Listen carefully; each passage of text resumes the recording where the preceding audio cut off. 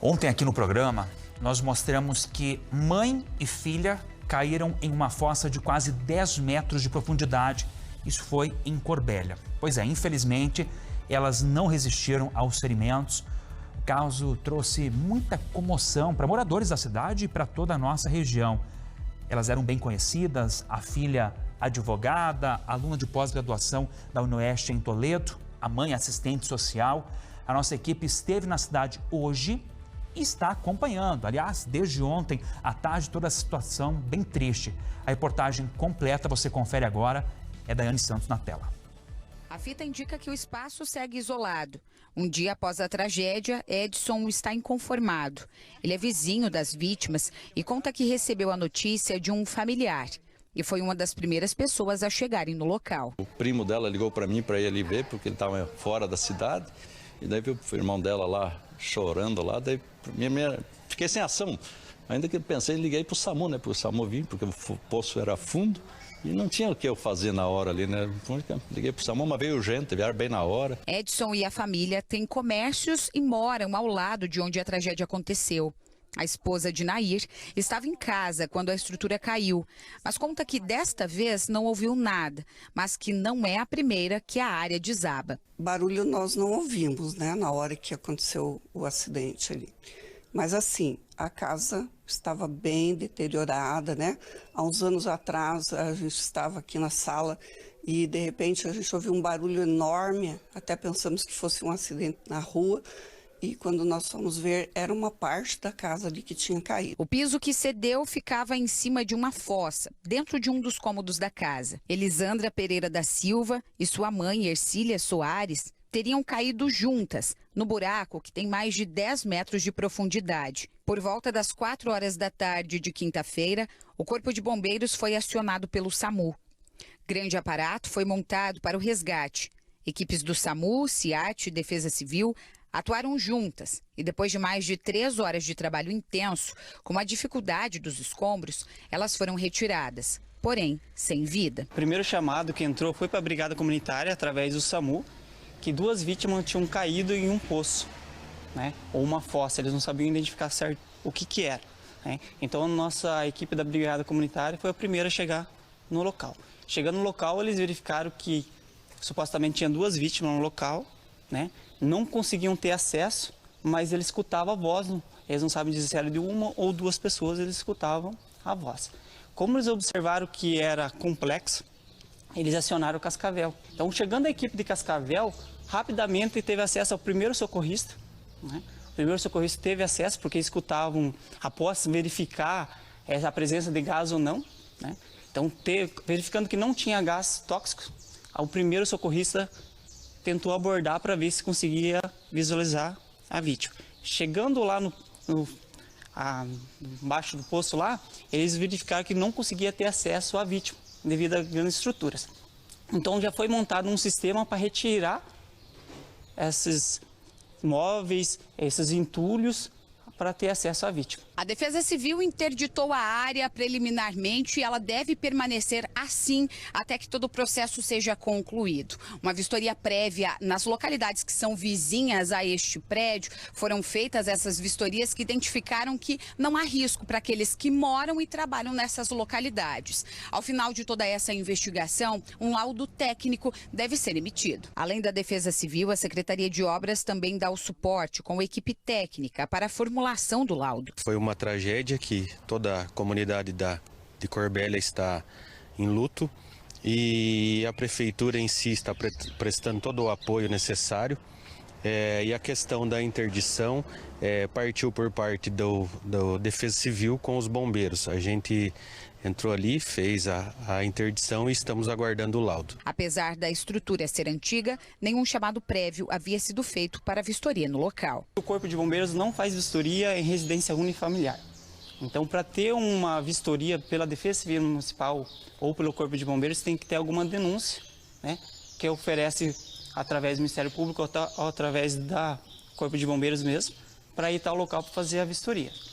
Então não tinha nenhuma informação que essa estrutura podia trazer risco. Clóvis foi prefeito na cidade entre os anos de 1997 até 2004 e conta que, assim como essa casa com fossa, Outras estão com esse mesmo risco. Ali, pelo que se sabe, haviam mais de um esgoto, que antigamente eram poços para a retirada de água, enquanto não havia a rede municipal da Sanepar.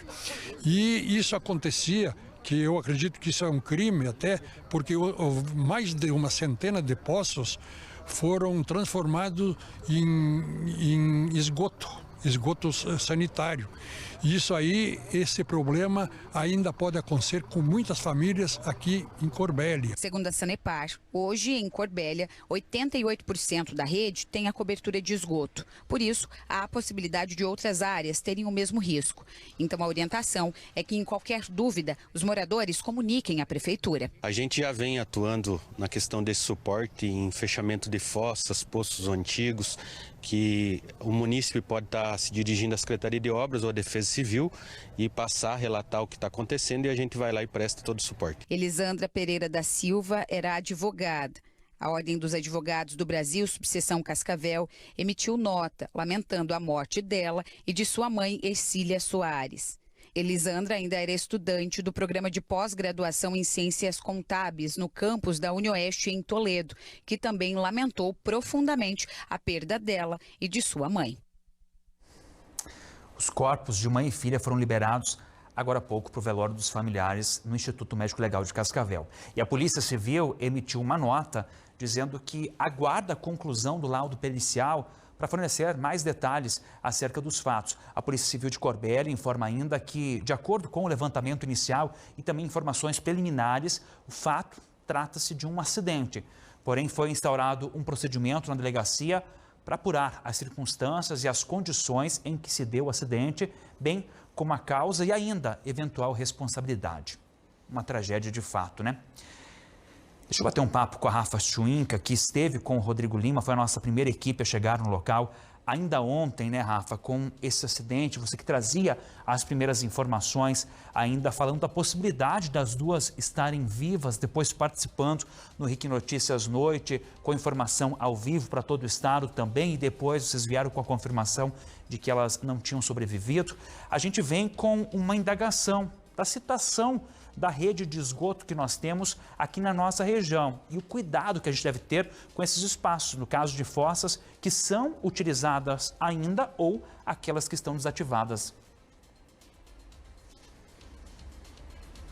Exatamente, Wagner. Foi por volta aí das 7h40 da noite ali que a equipe acabou confirmando que, infelizmente, conseguiram fazer a retirada das duas mulheres, mas já sem vida, né? Então, o RIC Notícias já tinha se encerrado e quando a gente teve, então, essa confirmação por parte da equipe de médicos que estavam ali no local. Na matéria da Daiane, inclusive, ela trouxe essa informação que na cidade de Corbélia, onde aconteceu esse acidente, 88% da cidade é contemplada com o tipo de saneamento ali que traz toda essa infraestrutura. Já que em Cascavel a gente tem 99% da cidade com essa rede de esgoto, né? Com esse trabalho que acaba sendo feito, que é o ideal, na verdade. Mesmo sendo 99%, ainda tem casas que contêm ainda essas fossas, né, na residência. E o detalhe é que muitas vezes essas pessoas não entendem como que funciona para fazer essa instalação, que não é simplesmente em qualquer lugar que pode ser feito. A gente foi conversar com uma empresa, inclusive, que faz esse tipo de serviço e disse que sim, apesar de ter diminuído muito a quantidade que a gente tem aqui, né, de fossa nas residências daqui de Cascavel, até pelo número hoje, né, das casas que são contempladas com a rede de esgoto, ele disse ainda o seguinte, que ainda é realizado vários atendimentos, mas principalmente é reforçado a maneira como que precisa ser feita essa manutenção e também a instalação. A gente preparou uma reportagem para esclarecer e trazer esses detalhes para o pessoal de casa. Olha só. Essa é a segunda fossa que foi construída aqui e a situação já está bem crítica, porque está desmoronando. O problema é que não há mais espaço no quintal e do jeito que está, não é possível nem fazer a limpeza mais. Alguma coisa tem que fazer, né, para resolver isso aí, porque assim não tem como, né?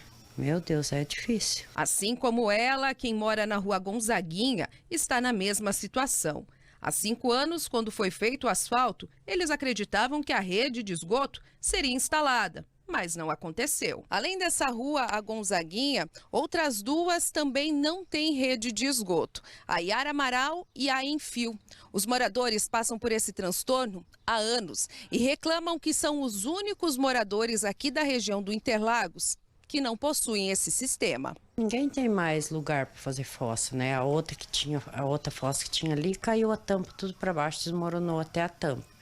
Essa aqui não tem como colocar tampa, porque vai cair também, vai desmoronar. De acordo com a Sanepar, Cascavel possui hoje 99% de cobertura da rede de esgoto.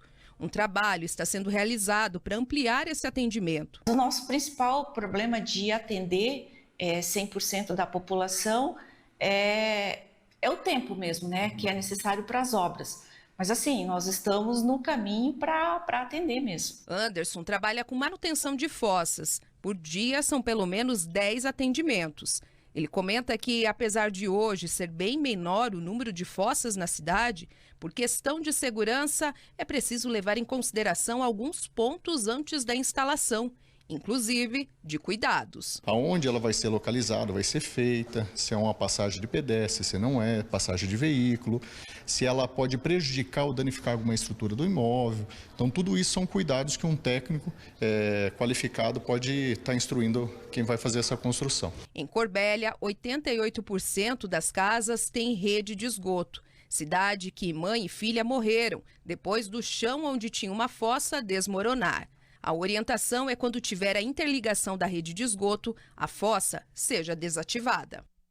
Então, mesmo que o seu imóvel tenha agora o saneamento básico, tenha a estrutura de esgoto, tem que ter cuidado se já teve fossa algum dia, como que está a situação desse local. E se tem o uso da fossa, aí sim manutenção é palavra de ordem.